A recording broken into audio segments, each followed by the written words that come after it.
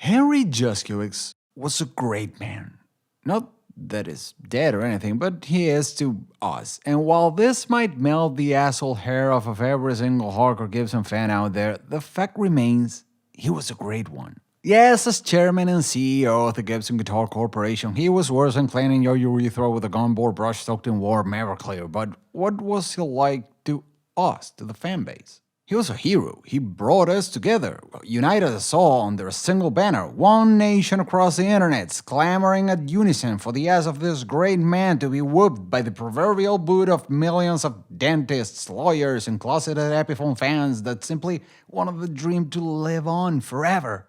In the end, all we've ever longed for is one thing, and this one thing only, for every single Les Paul to be a 59. From top to bottom of the MSRP totem pole, nothing but bursts, unchanged, untouched by time and weather. Each and every one of them may never kiss Snow White, forever laying in a crystal coffin under the drooling stare of millions of my Les Paul dwarves, mounting diligent guard until she can finally be touched by the only one who can rightfully do so. The first kiss of true love in the form of Tom Murphy's bag of rusty nails and voice. I bought this guitar on a whim. It's a 2013 Gibson LPJ in rubbed white. It was the last days of 2014, and like any other internet forum douchebag at the time, I was convinced the sky was falling down, it was all going to shit, so I had to grab a Les Paul so I wouldn't make it past the nuclear fallout. That, like many other things, I owe to this notorious gentleman. Henry Edward Michael Juszkiewicz, the old father of the 2015 model year clusterfuck. Boy, were the internet fun back then. During the course of the Leo Ballio situation, the origins of which historians now trace back to the 2014 120th Fred debacle,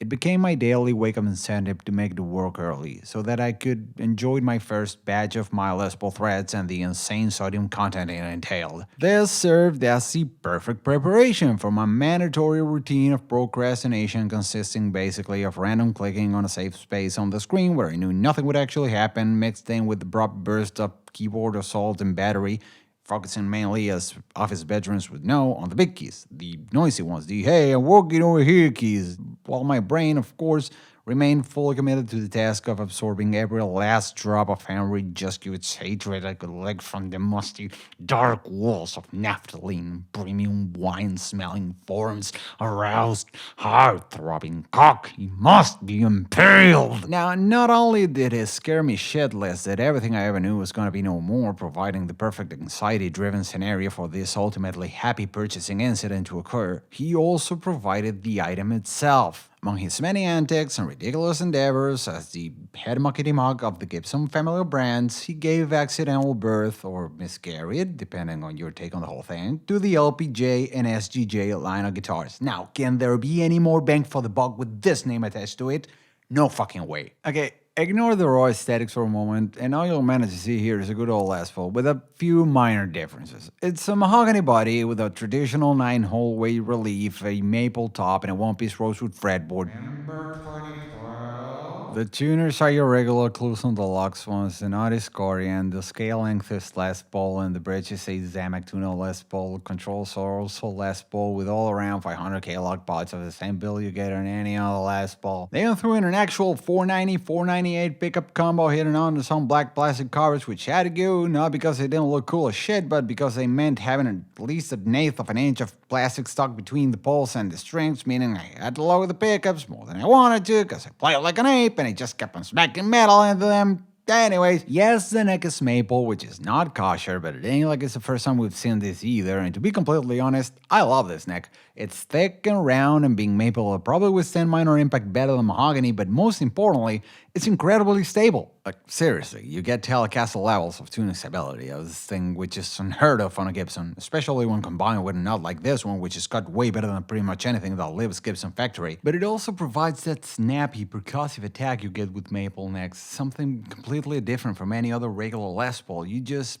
cut through the mix, which will sadly be overlooked by Tonewood flat earthers since they don't hear the wooden essence, but nobody takes them seriously, so what the fuck do I care? And it does have the dreaded PCB in there, or it used to before it got modded so much there were no original components left on it, but even when it did, it was just there, it didn't bother anyone, and was just ridiculously easy to service. And the fact that it's gone is ultimately a testament of how great a modern platform this guitar is, because again, it's such a great bang for the buck, you just feel like toying around with it for no apparent reason. They were some amazingly fun guitars, at a stupid price for what you were getting. But the excitement didn't last long. It couldn't have.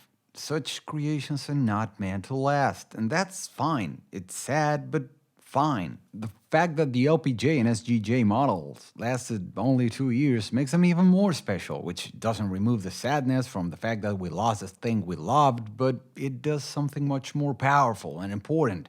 It provides meaning to the sadness. The fact that a year like 2013 will most likely never happen again in the history of Gibson is what gives it that nostalgic, blurred shine of retold schoolyard memories among friends, some of whom were probably not even there, but wish they did and might even pretend to remember actually being there, simply to keep the dream alive for just another moment before it's gone forever. It was amazing while it happened, and as we remember it over a cold one by the smoker, it goes up yet another level. At this point, having experienced 2013 in the flesh, I dare say it's superior to 1959 by a long shot. They can always produce more historic clones of those old guitars and make them sound and look and feel just as amazing, but they will never be able to reproduce the adrenaline rush of 2013, the last great year of Gibson, which was followed by the eerie uncertainty of 2014 and culminated with the most hysterical year a guitar manufacturer has ever seen, 2015. Man, was it fun back then. Those days were weird and exciting. There were special editions and tributes and recording models and future tributes and mandolin tuners and specials and weight relief galore and walnut stuff and other models that made no fucking sense, but we all got excited about them anyway. And then it happened. It got dull again. Forums became nice and content. There was nothing but the known. Piles of bursts and thousands upon thousands of slash signature models. Long forgotten were the days of the new and intriguing, the euphoria of the uncertain. Not even Macagnesi could help us this time.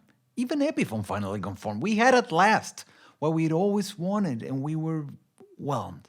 Now look at us. We're home. Home at last. St. Jimmy walked among us, and one by one delivered us from our woes, from the endless journey that could only lead us home. And thus he watched us from the driveway as we waved from our suburban porches and disappeared into our suburban homes, where we were adequately welcomed by adequate suburban wives to an adequate, "Dinner will be ready soon, dear. Why don't you take off your shoes and relax?" And so we did. We left our leather briefcases by the door and found our way to our office, where we gave the diploma wall a short but ceremonial stare, a meaningful thank you for making the dream possible. And as the tubes of the tweed-covered amp warmed up, we took our best single malt from the old cabinet, poured ourselves a well-deserved drink, checked the burst for tuning once again before the first drawn-out sip. We felt the cold into our mouths, and then we pulled the trigger.